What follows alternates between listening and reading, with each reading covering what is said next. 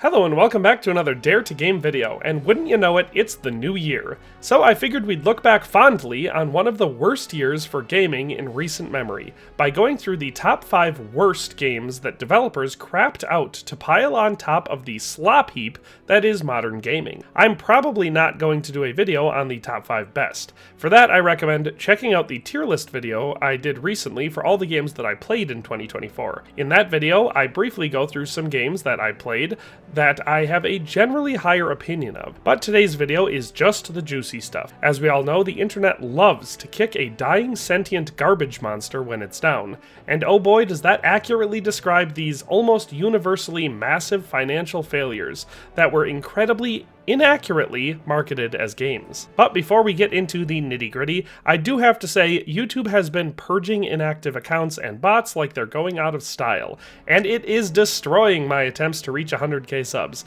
So if you're a fan of the channel, or just want to be a bro and help me hit that goal, be sure to hit that subscribe button and help me gain the ground back to get over the seemingly impossible for this channel hump of 100k subscribers. But with that dirty, shameless pitch out of the way, let's dive on in and talk about some horrible games. Number 5 on our list is Skull and Bones, the self-proclaimed quadruple A title that ended up showcasing almost everything a big budget game shouldn't be. Ubisoft promised a spiritual successor to Assassin's Creed 4 Black Flag, but instead delivered a shallow ship driving simulator that barely lets players experience the excitement of being a pirate. The on-foot portions are relegated to cramped social hubs, where your interactions boil down to trivial trading and chatting with NPCs, depriving you of any real chance to explore or engage in swashbuckling combat on land. The naval battles, which should have been the game's saving grace, are marred by an awkward ship stamina system that forces you to constantly micromanage a meter instead of planning tactical maneuvers with the wind. PvP modes compound the problem by turning every supposed high-stakes showdown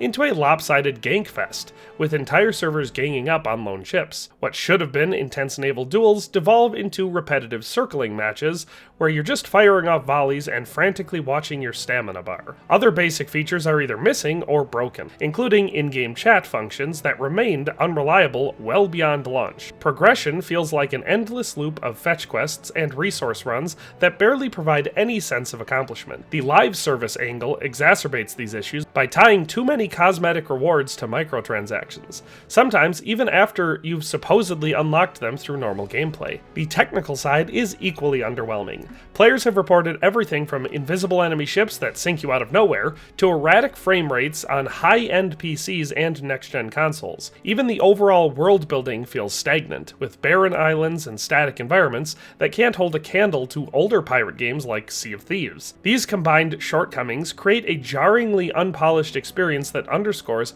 how unprepared Skull and Bones was for its big debut. While it may offer a brief thrill whenever you successfully take down an enemy ship, those fleeting moments of excitement are overshadowed by the tedium of repetitive battles, poor design choices, and relentless monetization schemes. Skull and Bones hovers around a 4.5 out of 10 user score for a good reason, and unless you're a die-hard fan of maritime combat who's willing to wait for a steep discount, this one voyage is probably best left unexplored. Number 4 on our list is Star Wars Outlaws, a game that promised an open-world Star Wars experience but ultimately failed on nearly every front. Although it markets itself as a sprawling universe to explore, much of the environment is pure window dressing, feeling like hallway-like corridors disguised as vast planets. Most areas lack any real interactivity, leaving players to hop between static set pieces rather than encountering dynamic, story-rich events. What should have been a fresh, non-Jedi perspective is bogged down by forced stealth missions that reset you to distant checkpoints,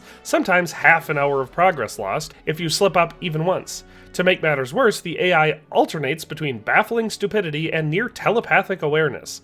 Enemies might ignore an explosion right next to them, then suddenly spot you through multiple walls. Combat fares no better. From blasters that feel like toy paintball guns to hand-to-hand takedowns described as barely functional, there's a staggering lack of impact or weight behind your attacks. Enemies often turn into bullet sponges, but without the intelligence or coordinated tactics to make firefights interesting. The mission structure only compounds this problem, as you're forced to slog through bland fetch quests, escort objectives, or corridor-like shooting galleries that fail to deliver any sense of a real Star Wars adventure. It doesn't help that the story, centered around what's supposed to be a thrilling outlaw narrative, unfolds in a disjointed manner, offering neither a memorable main character nor truly consequential plot lines. On the technical side, Star Wars Outlaws is notorious for frame drops, crashes, and glitchy cutscenes that can break immersion at critical moments. Even players with top-tier PCs or next-gen consoles reported these issues. The progression systems, such as a shallow reputation mechanic and underwhelming gear upgrades,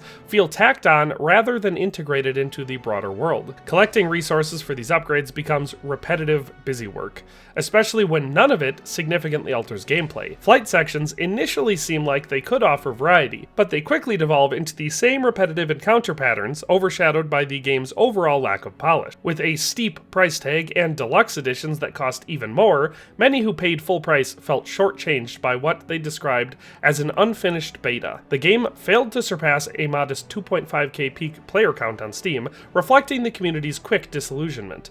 In the end, critics and fans alike rate Star Wars Outlaws somewhere around the 2 to 3 out of 10, citing its illusory open world, punishing and inconsistent stealth, boring combat, broken AI, technical instability, and lackluster story. Even die-hard Star Wars fans have largely walked away disappointed, advising others to rent it or wait for a steep discount if they want to experience this hollow entry in a galaxy far, far away. Number 3 on our list is Suicide Squad: Kill the Justice League, a title that starkly contrasts Rocksteady's revered Arkham trilogy. While the initial premise of facing off against brainwashed DC heroes might sound exciting, the narrative never fully explains how or why these iconic characters become your targets. This disconnect leaves many longtime fans questioning the direction of the story, especially when you're tasked with mowing down heroes you once cheered for. The game's tonal shift is especially pronounced compared to the Arkham series, which meticulously built a dark, yet cohesive narrative around Batman. Once you get past the story's shortcomings, the gameplay loop reveals an even deeper set of problems. Most encounters boil down to repetitive rooftops or city streets where you jump, aim, shoot in a cycle that grows stale alarmingly fast. Although each of the 4 squad members has slightly different traversal methods, one might fly, another might leap walls, the underlying gunplay feels nearly identical for everyone, with similar bullet-based weapons and only small variations in skills. Rocksteady's decision to adopt a live service looter-shooter framework exacerbates this lack of depth. The constant gear swapping offers minimal excitement, as the weapons rarely feel distinct, and the different builds, and I'm putting that in quotes, amount to minor stat changes instead of any real strategic variety. To fill out the campaign, the game leans heavily on filler tasks, including wave-based enemy gauntlets and standard escort missions that do little to expand the DC world. Boss fights, which should be thrilling showcases for well-known characters, frequently turn into dull bullet sponge encounters.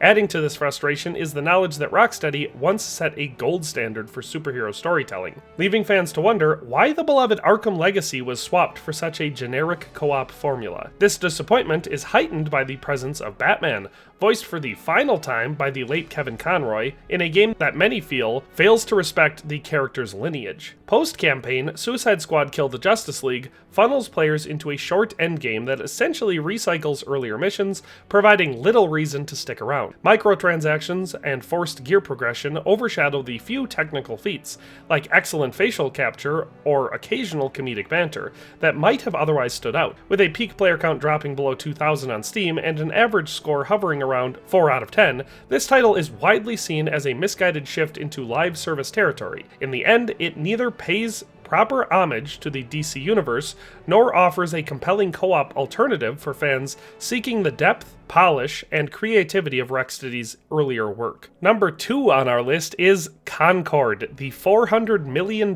misstep that Sony once touted as its own Overwatch killer. The result was a hero shooter that failed to offer anything fresh, prompting a market collapse so swift that Sony pulled the plug only a few weeks after launch. Despite the high budget, Concord's combat often feels sluggish and underwhelming, with attacks that lack any sense of impact or urgency. Characters, supposedly the game's heroes are forgettable in both design and personality, sporting overcomplicated aesthetics that do nothing to hint at their actual roles. Once you jump into a match, the structural shortcomings become obvious. Standard modes like deathmatch and control points quickly devolve into one-sided stomps, while alternative modes remain a ghost town, making it nearly impossible to find a lobby. Meanwhile, movement and shooting controls are serviceable at best, never delivering the polished tightness that hero shooters need to keep players engaged. Even if you manage a decent streak, the feel of each weapon is disappointingly similar, with no heroic abilities that dramatically shift the flow of play. On the cosmetic and stylistic level, Concord flounders by adapting a bland, focus-grouped aesthetic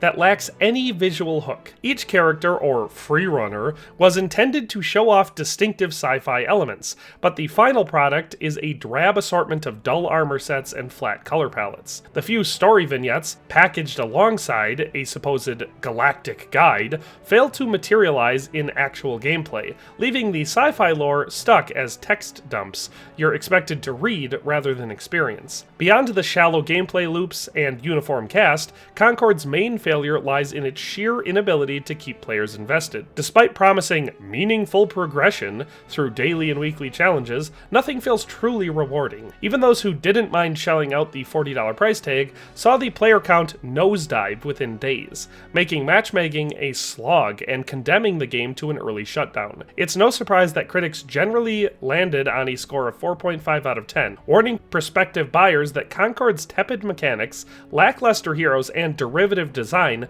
fail to stand out in an increasingly crowded genre. Number 1 on our list is Dragon Age Veilguard, a title so disastrous that fans have called it the place where the franchise's legacy goes to die. BioWare abandoned nearly every core Dragon Age element: moral grayness, layered conflicts, and meaningful choices, as well as deep companion interactions. Gone are the days of forging your own path through nuanced dilemmas. Veilguard reduces dialogue to a trifecta of nice with a joke, and slightly mean but still nice responses. Even when you do pick a side, nothing really changes. The game takes a universe known for its racial tensions and complicated politics, only to steamroll it into a flat, hollow imitation of what Dragon Age used to be. Longtime fans who cherished the intricate lore of Thedas discovered it was either erased or stuffed into optional text logs. Slavery in Tevinter becomes a vague footnote, and the oppressed Dalish elves barely retain a shred of their cultural struggle. The once powerful crows have morphed into a laughably benevolent mafia,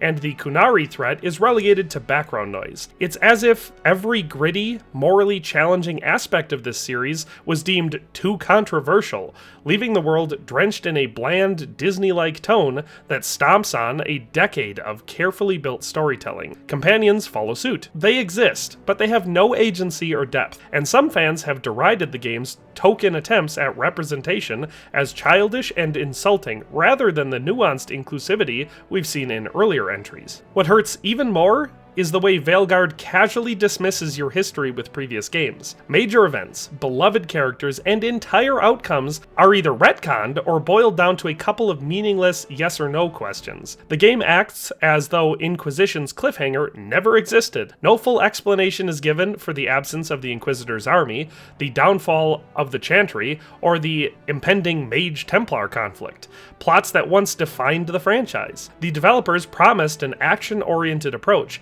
but ended up with a repetitive combat loop against spongy enemies who respawn just around the corner. While some players say the visuals are pretty, it's like slapping a new coat of paint on a house that's been gutted of everything worth living in. The final gut punch for the devs comes with the game's financial nosedive. By December of 2024, only weeks after launch, Dragon Age Veilguard registered a 24-hour peak of 10,727 players on Steam, less than the 10,926 still playing Kingdom Come Deliverance, an indie single-player RPG released 7 years ago. Even more damning is Veilguard's all-time peak of 89,418, which failed to beat KCD's 96,069 peak from 6.8 years prior. This humiliating collapse underscores how quickly word spread that Veilguard is no true successor to the franchise. BioWare's newest chapter is an empty shell that disregards everything fans hold dear about Dragon Age, earning it the dubious honor of being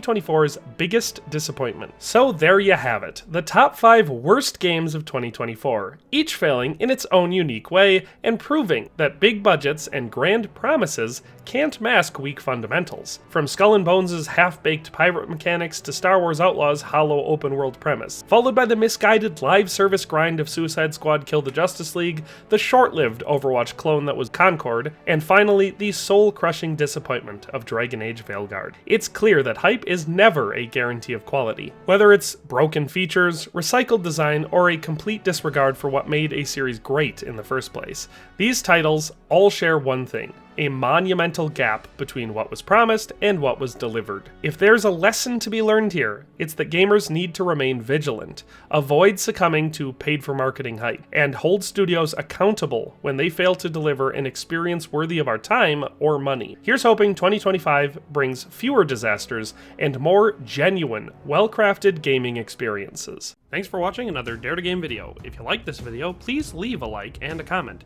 If you haven't already, be sure to subscribe to the channel. If you like my content and would like to support this channel, consider becoming a member today for as little as $1.99 a month. It makes a huge difference. But in any case, thanks for watching and have a nice day. I'll see you next time.